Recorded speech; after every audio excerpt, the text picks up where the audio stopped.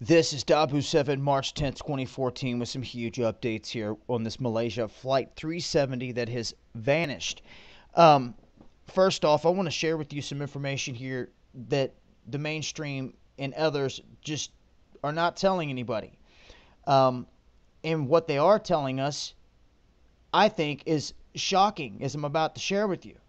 It's not being blasted everywhere. And I'm going to answer some questions to these radar clips, which is another huge question here that they're keeping from everyone. Now, first off, I want to run a clip here. This is CNN's most recent update on what they say, and what they say in this just absolutely blows me away, and I want to see what you guys think as well. Listen to where he says they're looking. But they seem to have a better idea of where it is. Here, if you're looking at those maps of what they're talking about, they've been searching to the west of Malaysia, in the Andaman Sea. Now they're extending the range of the search up into the Gulf of Thailand, right the way around Vietnam, into the South China Sea. So Now, what this guy just stated is that they have been looking in the Andaman Sea west of Malaysia. This is absolutely ridiculous. I cannot believe, if this is the case, they might as well have been in the Persian Gulf looking for this plane. Because somebody explained to me why they would send all of the search and rescue teams to the opposite side of the country to start looking, instead of right where they told us it went down. Now, you just heard for yourself. The guy said they were looking west of Malaysia in the Andaman Sea, and just started taking the search through the Gulf of Thailand down here into the South China Sea around Vietnam here. Just now starting to get down there. This is where they should have been looking to begin with. Now, I want to share with you some interesting facts here shared by Mike over here at Natural News.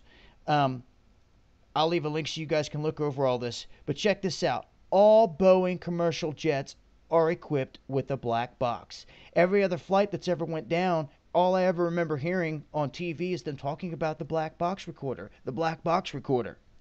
I have not heard it one time on the mainstream media, at least not out of my TV.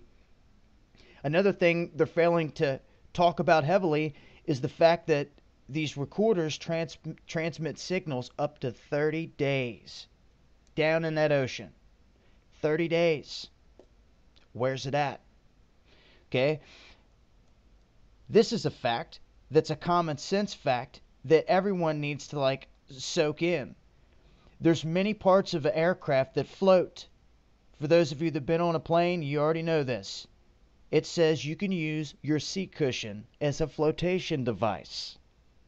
There should be seats, something, other non-metallic parts of a plane that float, scattered all over the place. Number 4, if it was a missile, like some people say, it would have showed up on the radar signature somewhere. Weather signatures would have picked it up. You're talking multiple countries involved in this. Their military would have picked this up. It would have to be a full-blown cover-up conspiracy, and I wouldn't put it past them if that was the case. But I see this plane not getting hit with the missile so much as either being blown up from inside or hit with like a laser, something like that, if it was hit by a weapon. Okay? Then again, if it was hit by a weapon, it would have had to have fried this whole thing. And it would be a weapon that is unimaginable, and whoever's got their hands on it has basically got control of this whole plane. And why they would target a little old plane like that, commercial plane, is, remain to be seen. So it is a big mystery right now, but they want to act like it's vanished in the location's a mystery. Well, it's not a mystery. They know where this thing went down. Okay? And if it was hijacked, it would not have just vanished from radar. It would have went down different, and you guys know it. Now, this is how we know that they know where it's at. Because the day that this happened, to clear up confusion for anyone out there that has these questions, I put out this video, the original flight pattern that they released that showed it going down right here. off the coast of Malaysia, between Malaysia and Vietnam. Right here. You can go back and watch the video. That was the original. Now, to my amazement, the very next day, yesterday, we go back and look, and lo and behold, this was the original you're looking at right here. This is the updated one. We busted them. We busted them altering the flight pattern. As you can see right here, it flies all the way over Vietnam and crashes into the ocean. So this is my other huge question here for flight radar. If they're saying without a doubt that this thing went down between Malaysia and Vietnam, and this is where they're looking, I want to know where you got this data, flight radar, and what this is. Another S-370 that disappears and goes down in the ocean off the coast of Vietnam. That had another small plane tagging it. Right there is where it goes down.